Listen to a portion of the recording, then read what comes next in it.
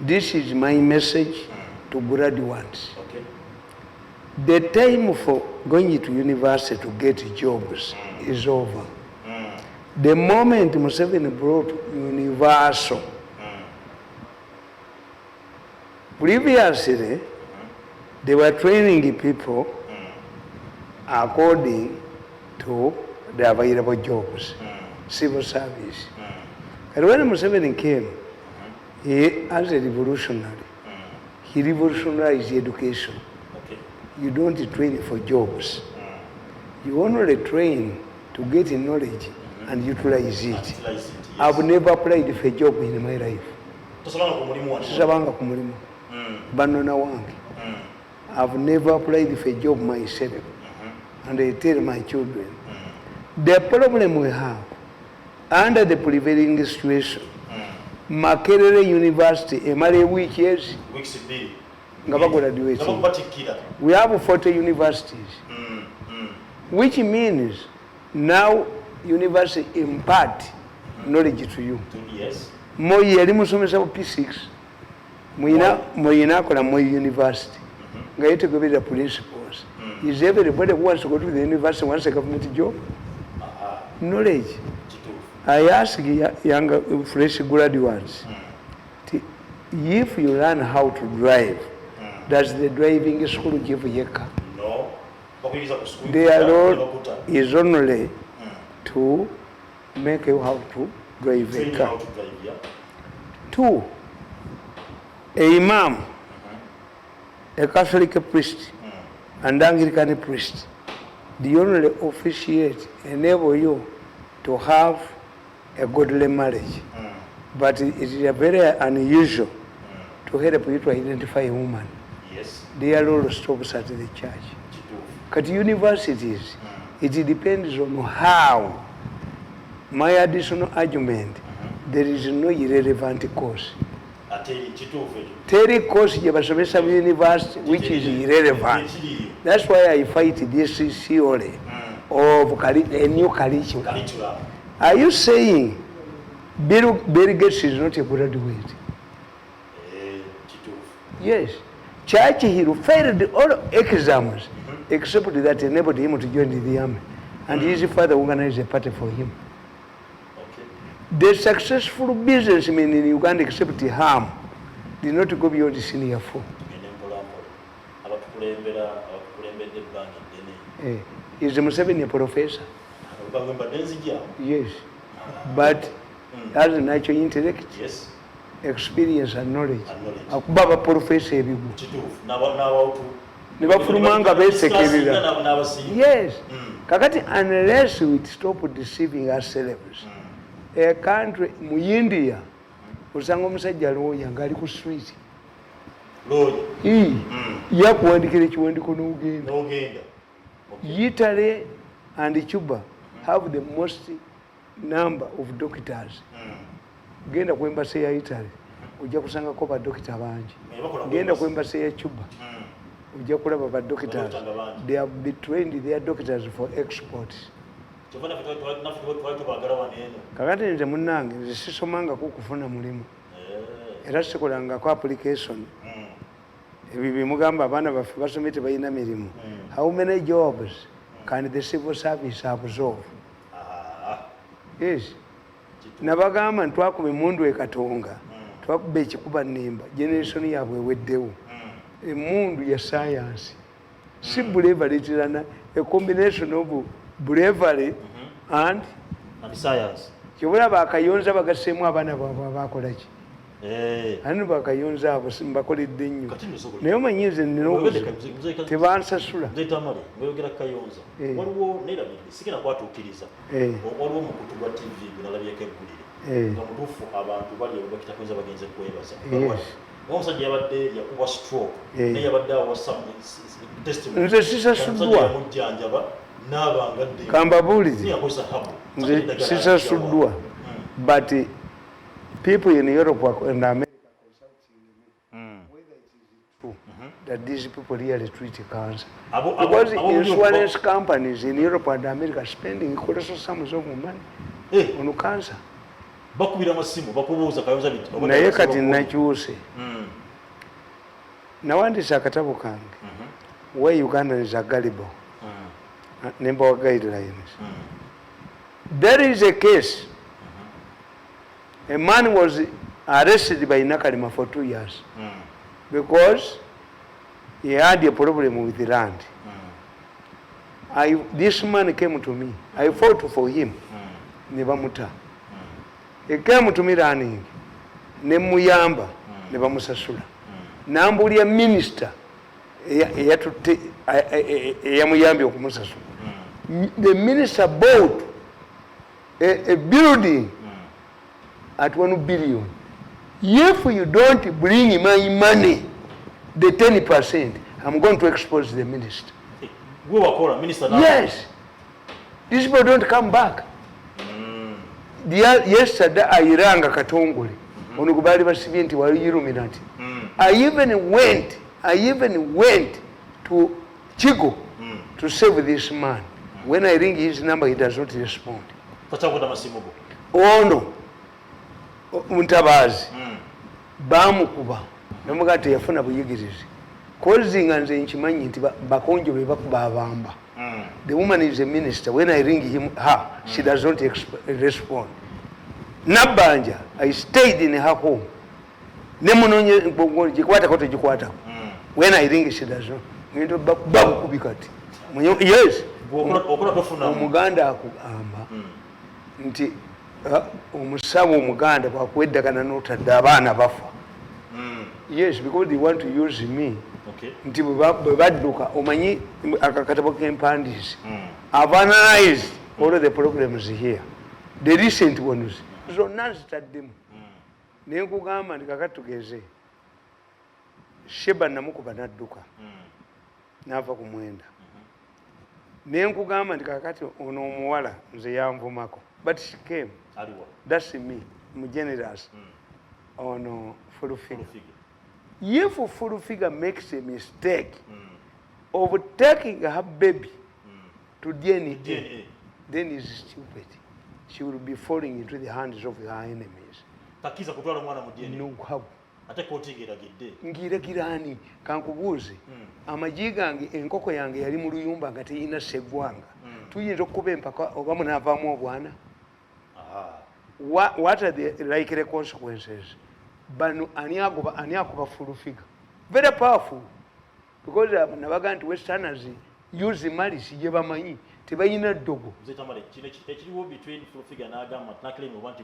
He's an idiot. Yes. Anti kati gwe gendayo babagula DNA bajja jigula ega nti omwana wono kubanga bayina ekye bagoba. Don't go there full figure. Don't go there. These are idiots. Takizana alinyayo. Ffe tulina testing mu Buganda. Omwana tafiira watali waabwe. Why does he come now? You look at the sequence. And the book said, he was smelling like a kuruvya. You will go. Really a bucket.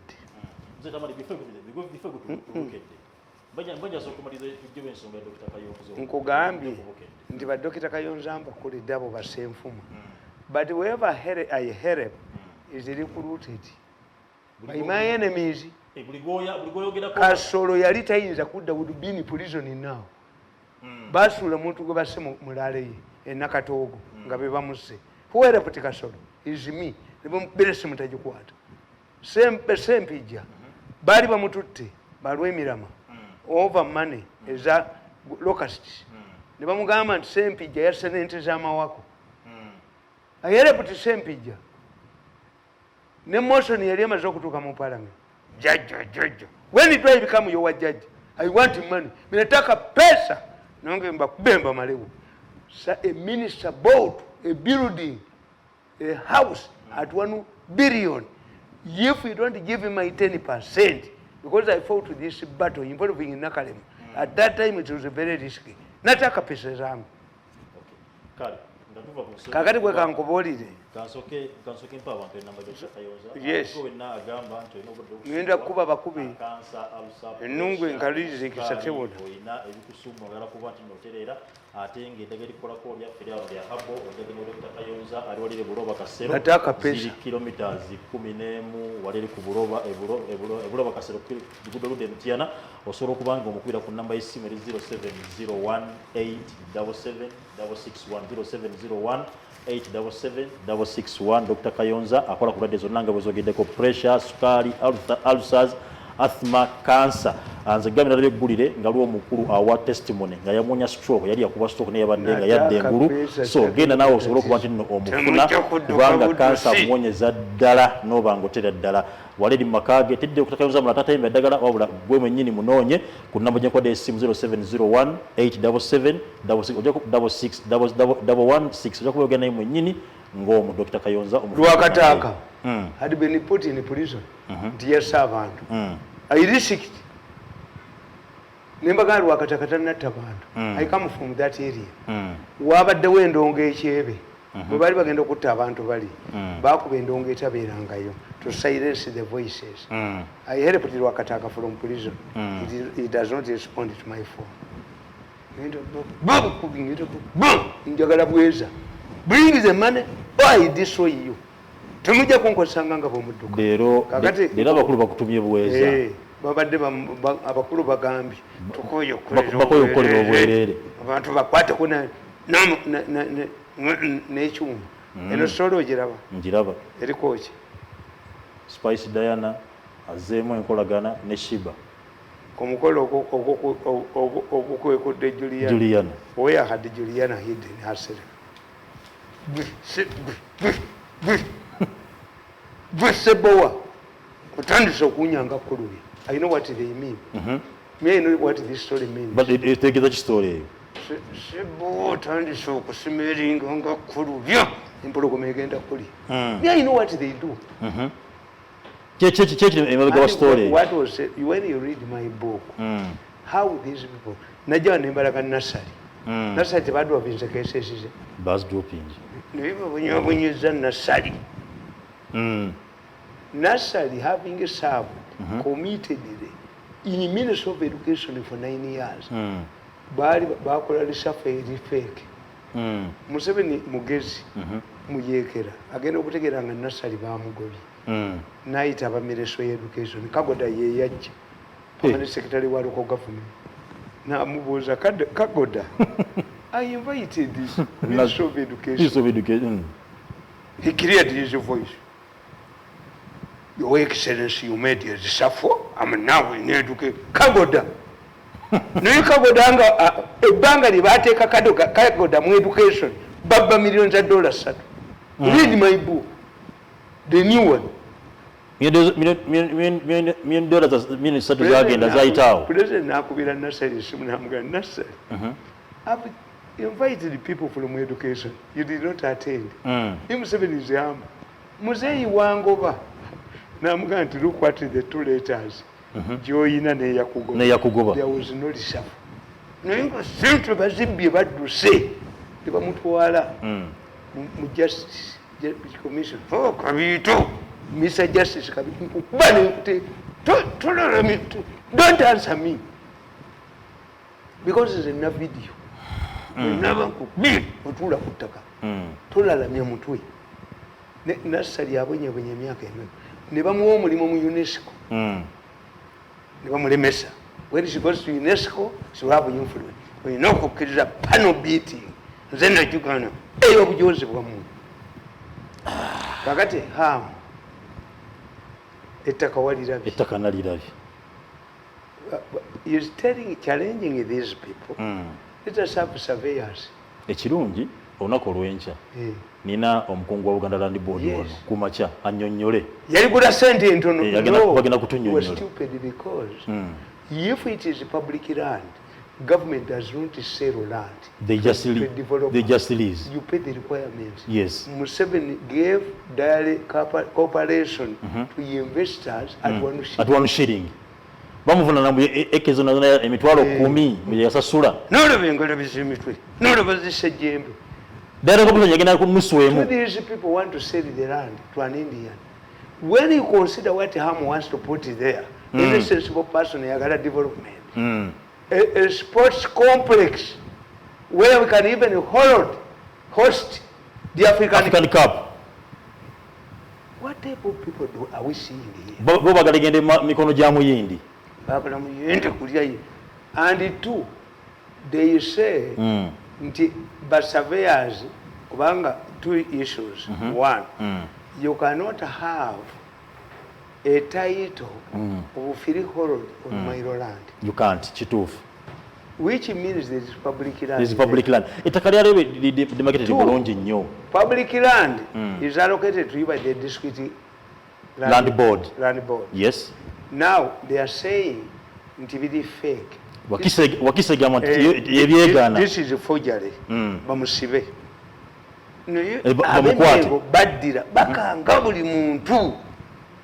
Why don't you explain the difference between Buganda Land Board and the Buganda Land Board Limited? Who are shareholders in the registers? Muchibuze nange nja koma kijja diwa. Encha kumacha. Bakubire wano encha kumacha sawa. Kijja nange nzija. Sawa satu encha birawo. Let this idiot explain. From time immemorial we had the Buganda Land Board. Yes. A land governing board for Buganda regional government, which became a kingdom, which the Buganda Land Commission, regional government, replaced the Buganda Kingdom, and became a regional. Buganda became a regional government, a regional. There was no federal. If there was a federal, you tell me, where was the Federal Republic of Uganda? Buganda was a regional what? Government. Government. Nga region eri mugundi mu constitution kakati bone bakikyusa the mafias in Mengo I plastered already names on new institutions to blackmail to hoodwink the Baganda. Last Sunday wagamba nti obwakabaka obuli obwa kifere. Yes. What did you mean? Asibwa kifere. This is a purely there are two institutions in the constitution. The traditional leader who deals with the culture does not have political and judicial powers. They have in the constitution you have political powers. They don't have political powers. No. Okay. Kakati ate mu constitution yemu mulimu the establishment of regional government. Regional government. As the government of Mengo, Obote abolished was reinstated by Museveni. Is in the constitution. Bajigana. Original ngabwe yali. Anti Museveni restored kingdoms. To restore means okuzawo ekintu as it was. Kakati Buganda was a regional government, not a state. Tubyawula abantu asomula manga kanga badde. Bannange mulabye mugundi. Tusomenya tubeere nga twetegeera kubanga okuza uzo. Njagala mba one addition day. Kituufu. Njagala STV nji one addition day why? Nabalabye aba UCC kai okasajja kayina omuntu gokalinga ogwenkonkona muti enkonkona muti ogimanyi bakabuuziza who told you to switch off Mirundi's program kaze mu toilet emirundi yena ne babagamba bakomewo naganyi avoid to switch them off ogena kuddayo sijja kuddayo that's Mirundi NBS negivamu ogena twongera all of the nabawereza message mu meeting abatudde ngo kayina akatoka kalinga enkonkona miti who told you to switch off this program who told you kasajja gwe so STV is blessed. Yes. I've switched it off. Those program is UCC switched off. They have come back to say no, we did not no. I've switched them off. Now I've given it. UCC cannot control my head. I'm more powerful than UCC. Yes. Baba kubira simu ne kayina akatoka kali akasajja ko nolinga akabwala katula meeting kayina omuntu kalinga ogwenkonkona miti. You deal it with the dangerous person. Tumalize ensonga ya jetubadeke ya Buganda ya land ya Chigo Ham then in a find out because what you people don't Ham is saying baguro boundaries. Yeah, baguro boundaries. Babanga ye muchamu they are shouting because avunanibwe the time of feudalism is over where people would be shouted down ntimulira ya mulichiko lwa Buganda n'abagamba nti under the 1955 peace na mirembe agreement the Kabaka has become a constitutional monarch Power now is vested in the elected Luchiko and an elected Katikiro. Mayiga is elected Katikiro. Mayiga is not a Katikiro of Uganda. Why? The Katikiro of the Buganda Katikiros are elected in the electoral college. The Luchiko. Mayiga is a world, an age of Kabaka. Using a fake name like Buganda Land Board, the Luchiko Mengo government. Yes, these are fake names. They are using old new institutions to bear the same names. Okay. To hoodwink those who cannot answer them. So Mulira was educated. Mulira yagenda mu court. Mulira yanyonyera abaka ba Buganda. Mu lukiiko tionafuuse constitutional monarch. Tachari Power eri muki. From feudalism to constitutional monarchs, these are how kingdoms are preserved. The prime minister wow. Okay. Kakati Matai Mugwanya bamwangula n'obula busatu. Mikairi Kintu balonda bulungi. Mayanja Nkanji yavuganya n'abantu bano. Abo nabo balonda bulungi. Katikkiro talo. Twale engalabiyo. Twale obusiru bwo. Tekayo idiotism.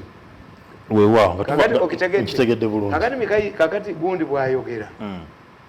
Ani Mulira nanyonyola mu kiiko lwa Buganda Mutesa organize a party togendanga na mukazi wo ku party Mutesa organize a fake party in the Rubiri the rules of the game are different Mayiga yavuma Kabaka bamukwatane bamusiba yabawe entezi satu uyo Mayiga yavuma ku Kabaka yes Kabaka so musihangiti Kabaka kigo yavuma ono umusajja bamuyita Ndalima namusiba emigwa namuwanika bo Mayiga bali bagenda muhanginga the Bambowa have powers in the palace yes otuka mu palace the state house bichuka wali officer wa majata at state house abaserikale bone pistols ose binabira bisigala eri saa kubuulira nti Mbabazi agenda wa president yatubukawo kati bwatukawo nga meeting ya saa 6 nemugamba tulina okukwaza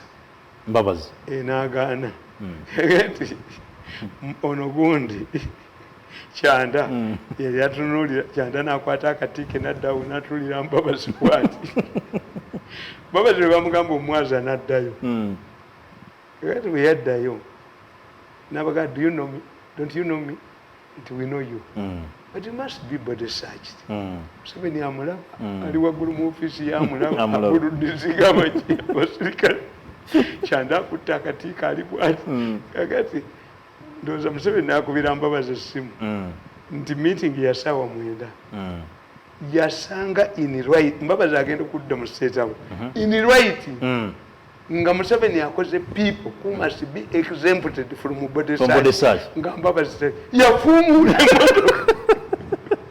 teyadda mu state house nga kulisi taliiko those who in Museveni's right yes those who are exempted from body search nga Mbabazi taliiko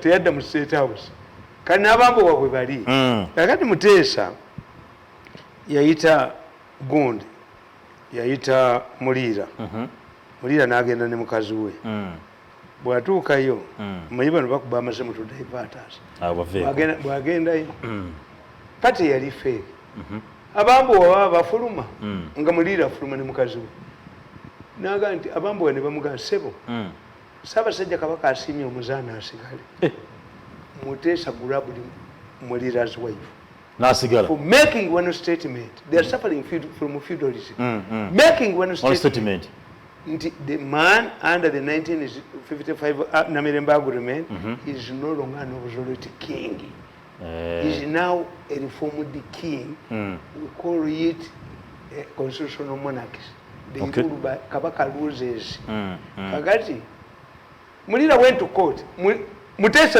yamuzaalamu n'omwana yes grabbed a married woman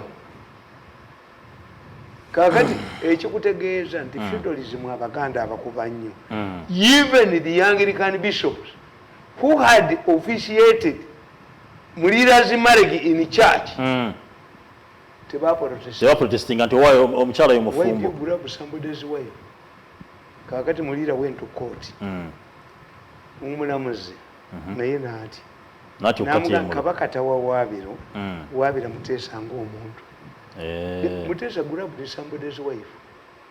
They repeated it. Omulangira ono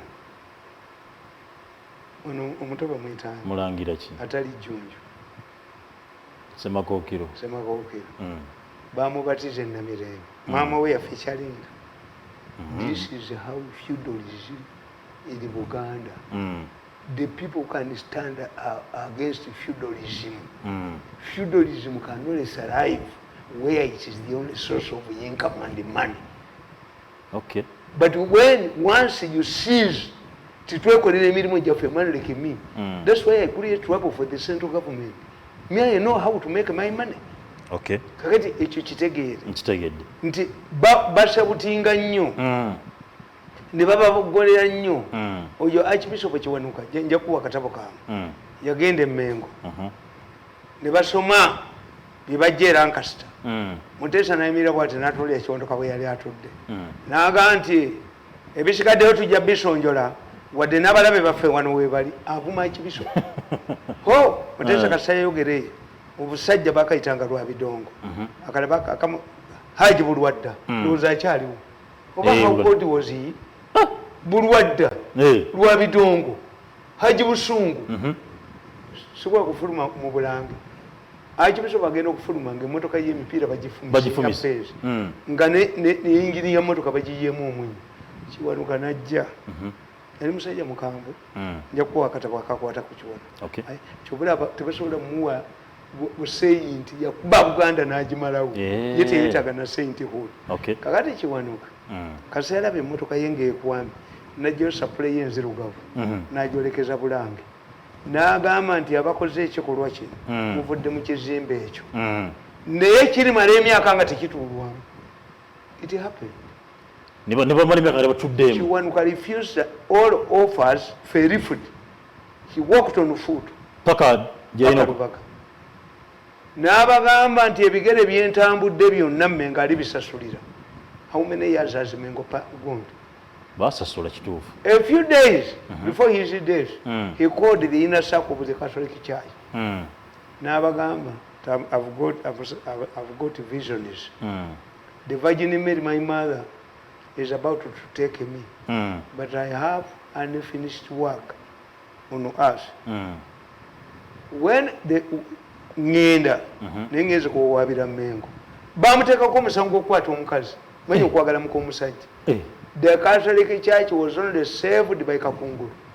The case was handed over to a Muslim judge. Okay. Omusajja n'alumiriza ng'obukalukalu bwe bubeera. N'aga nti nze nagoberera mukazi wange ne mutuuse e Lubaga ne mpulira nga disiki evuga wakati wa mukazi wange n'Archbishop. And was the only, the first Archbishop, Catholic Archbishop, south of the Sahara, engaging in sex would disqualify him. But Baganda were fighting him. Why? He was telling them the right thing. Kakati omusajja yawa omulamuzi omusiraamu yatuyamba nnyo yamba Kereziya. Kakungulu yamukubira essimu namuga toyingira mu nsonga z'Abakristaayo n'Abakatoliki. Bwe baatuuka mu nnyumba ya Archbishop akasajja kaali kagezi. The distance between where the man claimed to have had Kiwanuka having sex with his wife wali owulira byonna by'oyogera. Kakati the judge moved to the current palace of the Archbishop. Ne bamuga ayimirira awo. Omulamuzi omusiraamu under the instructions of Kakungulu tebaayogera anything. Bwe baafuluma ne babuuza omusajja nti we tubadde bye twogedde obiwulire mumubuuzizza wama wayagala muko omusajja. But why didn't they talk? The man was in a distance where I could tell what the discussion inside to confirm that they had heard Kiwanuka, his wife, making funny noise with Kiwanuka. It annoyed the Kiwanuka. Kiwanuka yakolimira Mmengo. Kiwanuka akasajja kamuwaayiriza kaafa bubi nnyo e Lubaga, kaali ku Lubaga village. bagenda okutegeera nti kafudde kafa ebigenge. People abandoned him. A few days after Chiwanuka's death, that's why the Maigas, because they are Catholics, cannot connect the two. A few days before Chiwanuka's death, Chiwanuka make it 3 predictions. One, nyeze kuwabira Mengo. Bweguli nsinga mulimanya. Nibabagamba bambuuza tulimanya tutya. Bajja kusala misana. Nabagamba nengeddeyo bakadinali aba. Babiri. Never bury my body until you see the cut to cut. All of his predictions came to pass. A few days before Chiwanuka's death, after Chiwanuka's death, Obote attacked the palace. Now Mutesa Naduka. Where did Mutesa run to? Mutesa tebakyogera. Yaddukira Lubaga. Nalaba ku mulambo kwa. Ewali Chiwanuka. Yes. Jibamuwera ne socket yabaka ne gandula ly'abakatoliki. To tell how powerful Chiwanuka was. Abamuguduse bamude ku Bwakabaka addukidde wani? Yaddukira Lubaga sinna mirembe.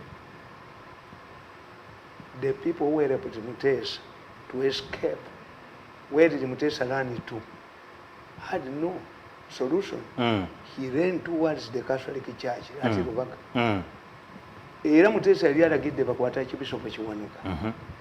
Leadership comes from situations. Cardinal Subuga abagenze ku pastoral work n'akomawo. Yasanga abakatuliki bakuta amafumu emundu nembo balumbe Mutesa mu lubiri bamukube. Kuba when the mega scholars did not find Chiwanuka had gone for Canada. Bakwata Monsignor Sebaika. Ate wadi a role to perform inside the Rubiri. Yali akulya oluzi lwa Kabaka batumuyita Kalinda. Kana abakatoliki wamulira bomusajja ono omwenge tugumumaleko. Thousands, hundreds of Catholics gathered at Lubaka Cathedral. Nimu nabagala kulumba. N'amafumu ne balumbe Mutesa bamukube. Cardinal Subuga, tewali mu mobile phone. God make miracles. Cardinal Subuga find anangule mu bwati Lubaka. Ready. Ngabagala kulumba lubiri. Ataka lubiri balwoche. Wakati in his wisdom, Cardinal Subuga yabagandi musoke abatabazi. Musoke mulete ebyokulwanyisa bya muyimbisa biri.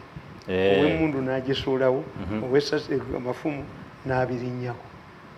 Nabaganga kati manyi ngenda kola ebyo bino ngenda bibo omukisa nemwe abatabazi musoke muyingire mu church tusabe mugende nga muliko enneme bajjudde natuma omuntu owakakungulu namugamba muganda wo bw'atata Sebayiga nga misa tenaggwa ngenda awedde Mutesa yava mu mwenge ngumulikaazunga n'abagamba Mutemangu Sebayiga. This is saved. But the Catholics staged a demonstration and it was a hot debate in the logical. It was condemned the way they condemned in the logical. Yes. Kati Chiwanuka. Obamala omukola n'agenda Vatican. N'aleeta ekyo ekifaananyi ky'olaba e Lubaga. Biri ebyo ebyakabito wakiraba e Brazil. Nekino bwe kiri. Ekyo ky'olaba. Mpulira nti mulimu amaanyi. Ne bakiteeka ne bakyolekeza tuweekuba amakaka baka mwaso. When the Catholic Church was started in Africa, yasingirwa Bikira Maria. Whenever the Catholic Church has problems, it invokes the Virgin Mary. Kyobula nti bano bagamba. Kati ate abakatoliki balaga Rwanda Kibero Bikira Maria gye yalabikira. Kubanga ffe mu Bukatoliki tugamba ti Bikira Maria yagenda mulamu mu ggulu. One of the people who are in heaven with their bodies is one of them. Those are Moses na. Kakati ne baleeta ekifaananyi ekyo. When you read my book, that ekifaananyi when it was brought, there was a disagreement in the Catholic Church. Dungu, who was a traditionalist, who was blaming Joseph Chiwanuka of being a radical, protested strongly. Naga ekifaananyi temukiteekayo. Ne bakiteeka wali ekkanisa ekereziya enkadde emabega w'eyo ennene ey'e Lubaga.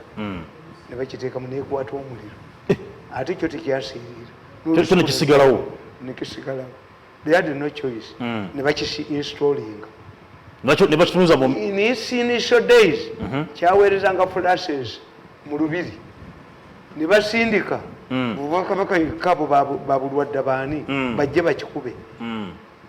Those who participated in attacking it found people bazungu with the empima ezigiritalinga.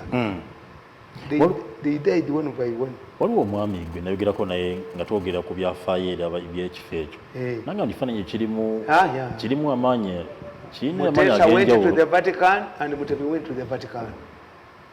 Luwanga nayagala akikyuse awo nga paapa ajja ne bakireetera endabirwamu mbu bakiteekemu. Waliwo omukazi omulokole yakiira asidi yaziba amaaso n'addayo erubaga ti omukazi omuzungu ankubye oluyi nti nekiwandiika I wrote about that kifaananyi and the Vatican gave me $100,000. When Kaira attacked Lubiri, Mota yaziteekako ekyo ekifaananyi. Mota. But your battery told you it ojoko. Restrained you it ojoko. Uganda destroy everything in Rubaga. Tokwata kukifaananyi ekyo. Bwekigenda kukola bereberye.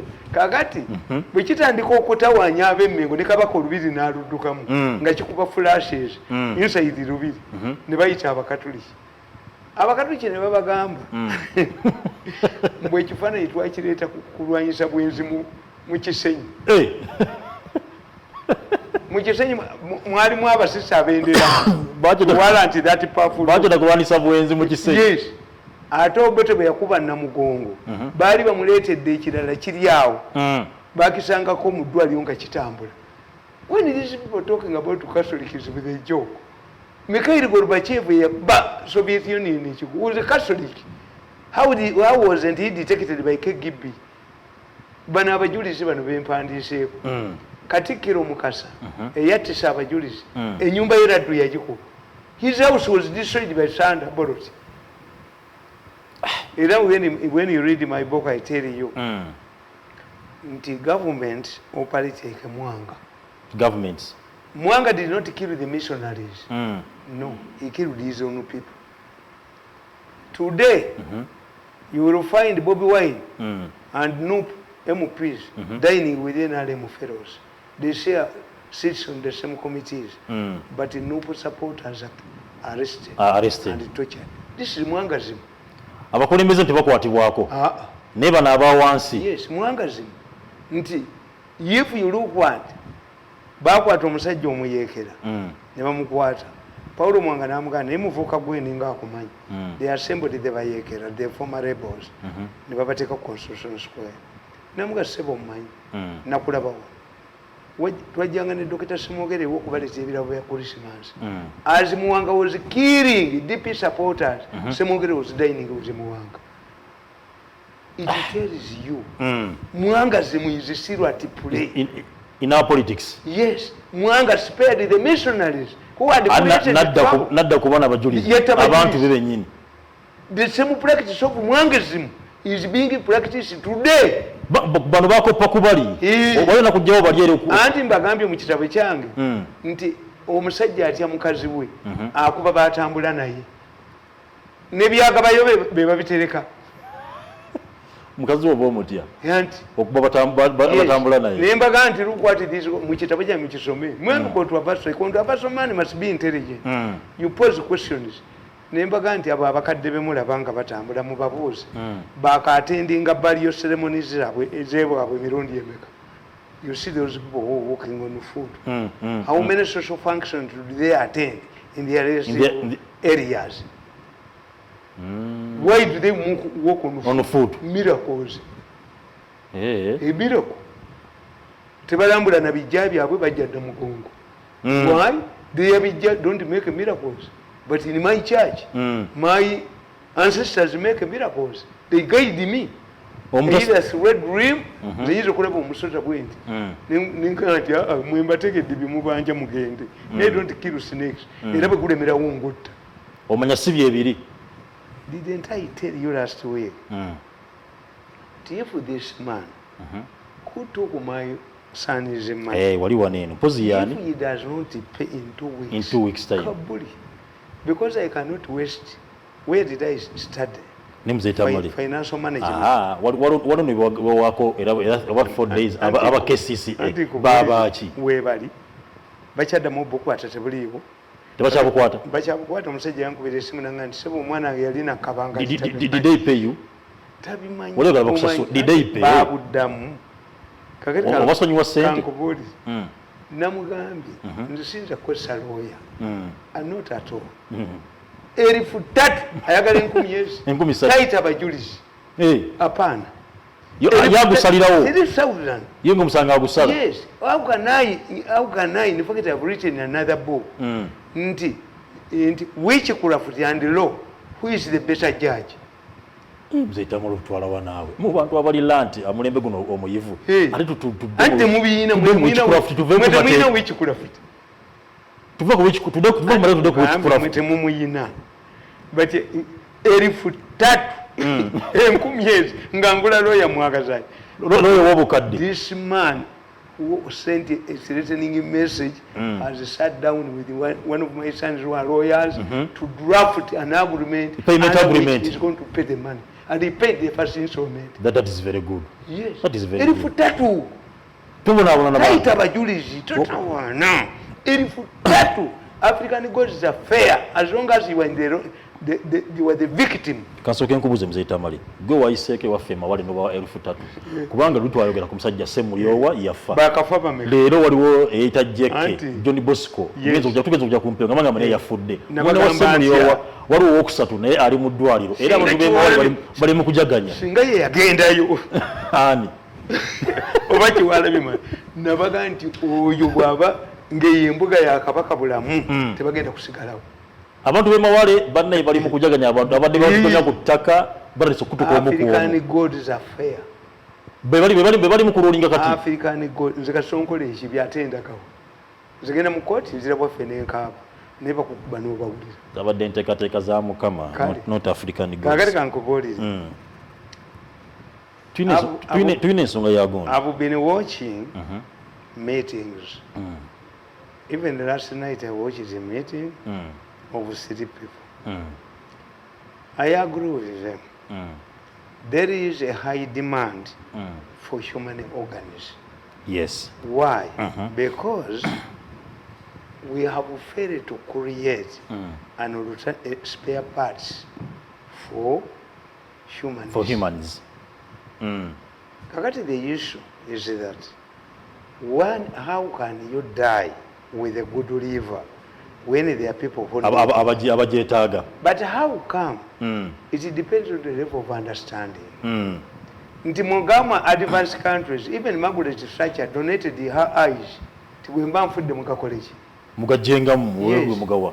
Era kati mu Europe omuntu eyafudde bakwata amaaso ge ne balaba gwe yasembyeyo okulaba.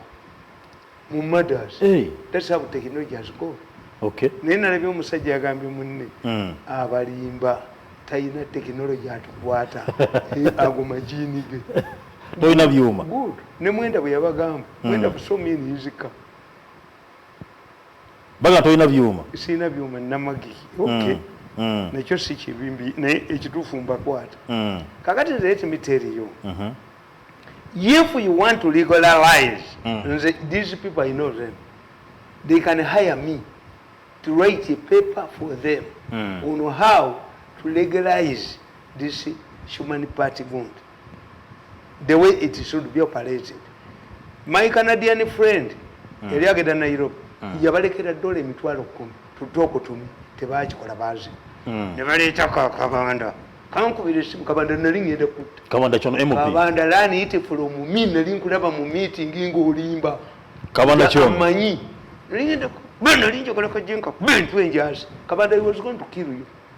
Because I was watching you in a meeting and deceiving these people. And you know me, you can talk to me. Kabanda no ombaka wa parliament. Nabawe simu. Yomuntu bayino kolagana naye. Okolagana naye. Yes, because the professor told them, you not manage that man. The professor of psychology.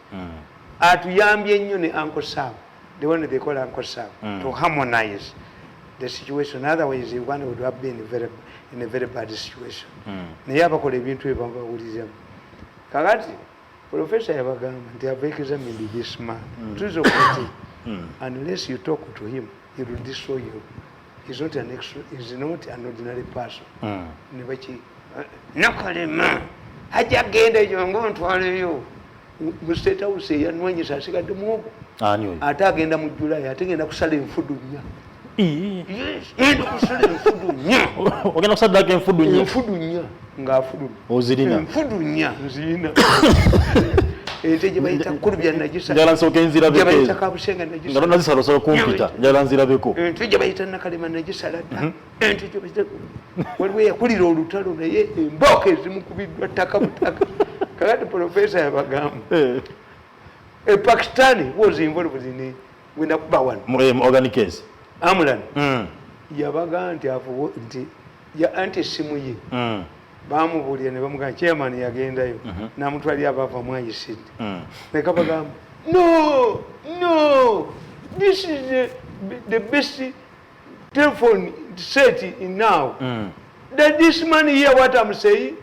No, there is African with this technology. Ako Kamulan. Ne kabawa sente banoonye ne bazibba. Waliwo eyeewaga ennyo nga waliwo eyeewaga ayagala president's ambitions ajja kunteeka mwanda wezenga olugozi. Can you force Mirundi into your camp? The person ategeera Mirundi muhoozi. Muhoozi yakutegeera. Nali njogeddeko naye. Togenze Jinja. I've never talked to him. Dero bali muri togenze Jinja. Ate Kiganda bamuguze. Kiganda ki? Akube bujingo. Kiganda, all your conversation, gwe Kiganda who is married to a foreigner, Kiganda wakuba mukazi wo wamukuboti. Kiganda, all I'm going to turn your mbwarese meeting y'abakazi. Kiganda, Bishop Kiganda, tell us the theological college you went through. You on my radar. Kiganda you on money. I'm not a coward. Bakuba bujingo kuba atamba. Omukazi wo wamukuboti. Andi nkubole kusonga ya bitatuli akatuddukako kakati okiraba ini mulago there is a case ini mubende omukazi omusajja yafudde ne bamugamba nti wa police muvubuka amanyu bagajjemu amaaso tayina amagumba bagakubye kujjamu obusomo ini mubende there is a case destroyers mubende waliyo case omukyala agenda kuzaala agenda okudda engulu tayina liver. Put discipline, make a community in the this Canadian friend of mine, I watch him praising me. The Canadian man told them he's high and intelligent, you cannot defeat him. The man has a cause to fight him. The last meeting, you have to go in a hotel name. Totojogera hotel, totojogera. Full house. The only person I didn't see was Muhozi. Bagambi omusajja tani his money. Surrender my man unconditional. How can I? Yes. Even land, you cannot buy land when you don't see it. You will never talk to me. Why? I know what you call talking. I will retain the tapes, the recordings. I will retain my machines. Technology wange temuja mukubata. Okay. Surrender my man unwilling, unconditional. And I can help these people. Kakati okiraba. Nti bakebedde omulambo gw'omwana. Amannyo tegaliimu. Amaaso tegaliimu. Emulago. This happened in Mulago. Amagumba bagakubye bagajjemu. Kati how can you going to regulate? You have a good cause. Why should somebody die with it? But me I can help you. Abasajja bankubidde mu America. Okay. Nibanga fe tuli ba medical doctors. Muganda wafe bamutidde mu. Bagoba omusajja ne mbagamba nti balwanira mogi ye Mulago. The idiots. People. Salongo kena kwogera ne nyumba ye bajjajjo. Salongo speed control. Omusajja ne mugoba. You suck the man. Temwina kye mumuwadde. You are going to find these things. Even slavery, slave trade, people resisted. They resisted. Today people will go willing into slavery after selling their bibanja. Yes, yes. Regulate the walaji drinkers. Emandule, this local buru, and Uganda walaji.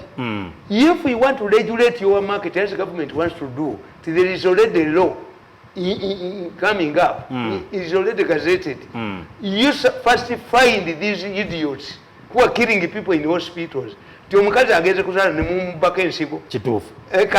However much you silence the information, these people, umusajja bamugambye nti yafudde pressure ne bamusalawo ne bagamba nti omusego gwayabise bagenza okukebera in this era etali ya covid when the covid was opened amagulu bagasiza amaaso tegaliimu amannyo tegaliimu. Are these idiots helping your noble cause of regulating? No. Even if it is done in Europe and everywhere, this first we must have stronger penalties. Separate a donor from murder. A hangerman does it officially. A prostitute sells it. Umanye chikamu prostitute mwechiva chiva mu polo. Polo is a Greek word. Who sells what is not supposed to be sold but sells it. Professional. Football abera polo. Polo. The word polo comes from the Greek word meaning somebody who sells what is not supposed to be sold. Okay. Kakati nawandika akatabo kange kano kumbuga crucified for my wealth kakati kankusomere bitatule agwenjagalo oyo bitatule no country would put bitatule under pressure except if bitatule allocated his money to sustain activities zokusula government. What I know about bitatule his hotel was Pretoria has been accommodating meetings intended to destabilize. Bitatule was dragged into the palace good. And the casualties will suffer like a man who cannot handle his wife. She preventive. Museveni has put his house in order. Back the document of apology. The Vajagira Mawuli Zinembwa, Wamawli Masina, Vadabulia Quabe. Can a fabricate the kind of Kanyumas Vicatecum. Simple, or Tantiso, Union in Nanchinga. No Mujakuvamuka, Kaira Jachitwala. Kagatin Kuka. Okay. What are the source of money? Musi. Social center to borrow money from financial institutions. World Bank and financial institutions. 2 is to make your money. 3 heritage money. 4 is our Bill Gates, is our how, is a knowledge. A sentence got to reach that money. Ntiabayega bakola dda sente zaabwe neba noonya kuba abazungu bagezi nti koolo bwe yaggwawo bwe bazuula steam engine koolo yagwa bwe bazuula electricity kati bali kuki ku sola bo bamala kuzuula nti emivumba gye bagivaako dda bagula mpya kati mu Uganda you cannot avoid that money. Why? No. As long as it has not destabilized the country. Nakuwandikira nenkugamba. Is it that money? Mwabwaziza ba brain white? Mbuga mwali mumusibidde nga akasajja kabukedde kakulubya ke translating. The basis of their defense was in Bukedde. Bakakuba zimbi kati oyina ki kasajja gwe kulubya oyina ki kabusenga naye mponga byoya. Yes. Kakolera abavubuka b'emmenga ababbi be bateekawo ekikampuni kyabwe ekyatunda akaseti zaabwe naye ndi boogera bavubukamu bali badduse ayitira walala waliwo ne banna abeekukumi nze mbamanyi kakati nkugamba many countries have revisited the issue of what is referred to as dirty money. History talks about a British pirate, Sir Francis Drake, who depended on raiding and ransacking ships on the seas. Sir Drake went back to England with a route including 3,000 bars of gold. Surprisingly, the Queen of England knighted him and is now referred to as the Queen's pirate. Abangiriza sente bazijjawo bakalakati mu India basanga ba Virginia mu Latin America nga bafa buli myezi 6. They went back and depopulated the island until they came for us. The primitive capitalism are everywhere. Cheap labor slavery ne bagandi nedda tulete colonialism kati bafugire wabwe nenga bali machi nenga bali mapamba.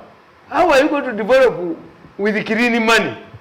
Si changu okujja kwanga za kutta abantu nti batti abantu malwaliro for organism. That is also dirty money. Yes, but if it is regulated omusajja ali willing okuwaayo ensigo ye n'ogibba abusigalo n'alwala omusujja ne bamutwala n'omubbamu ensigo. Why do you want to benefit alone? One time nabaweereza message nembaga nti the problem you don't think that we also have interests. Sente boloza twagala sente bazagala bokka. Yes, we have interest. Nabagamba manyinze mba wachuma nembaga nti seggwanga ejjeegoba enseera neetuke wali abantu kuba n'enseera bo babutono seggwanga nene ezigitta n'ogikuba ejjinja naye seggwanga neyeekubuuza nti why singa obadde gwe poliisi neekufutula mu loogi. Always think about others. We are not solid. Solid only makes other people feel the taste. I'm not solid. Sajja kubanikira ttaala nga mujja sajja kubafukirira amazzi. No, politics is for sharing. I left home in search of money. Nenkola emyaka gyange 14 mu State House. Bwe mwangoba mwasula ku jirikiti. Somebody has taken 5 billion, I should go to a jirikiti salary 1 million. Who? Mirundi has never produced such an idiot. Tamale, mbadde ngina kusaba uwumbe umwe mudakiika 5. Ensonga tujja kuba tugisoma bakulu wokubiri. Yes. Anti okitegedde wano. Kanga 5 zetulina giwumbe wumbe. Nkugamba. Italy was devastated during the Second World War and it was not industrialized at the level of Germany and the UK. However, it's the Italian mafias that developed Italy to gain membership in the G8 club. The Italian mafias. Well, did they use World Bank? No. To develop Italy? Did the mafias borrow from World Bank to put Italy now among the G8? No. Ninkugamba. The Nigerian government takes its diplomatic muscle, especially in Africa, to protect its nationals whose wealth is threatened by host countries.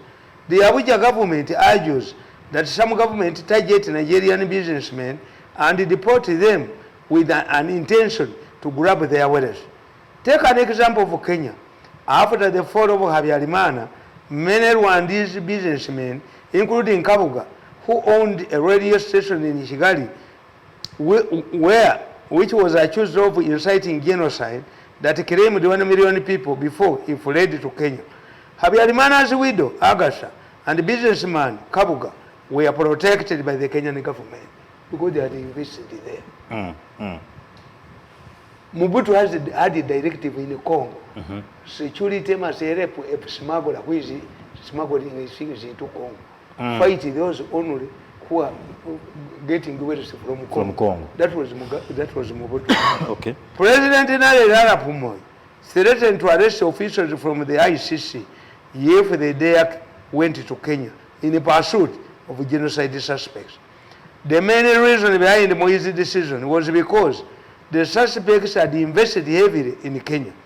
In the same vein, the eldest son of Zambian President Kamuzu Banda, Banda, Kamuzu Banda, Lupia Banda, Tabai Mwawula, Unubamita Lupia Banda, Mugaga Banda, had been protected by Kenyan authorities. Banda Jr. is accused of having involved in corruption scandals during his father's presidency. Interestingly, even when Moi lost power, the new leadership in Kenya did not surrender the suspects because of the heavy investments they had made in Kenya. Dirty money, what do you call dirty money? Bwekibanga oyo bitatule teyatta bantu wano teyabba zammwe wini byennyima yagamba nti Haji Nasa Sebagala mulungi nnyo talingagana agasuma agabbeeza wano yabba basungu n'aleeta wano. This man bitatule his problem is being cropped up in the Paris politics. Yes. Naye ifu bitatule yabba yabafera from 2014 nabo bazirina n'abafera singa twafuna ba bitatule 10 ne bazimba factories wano would we rely from these investors?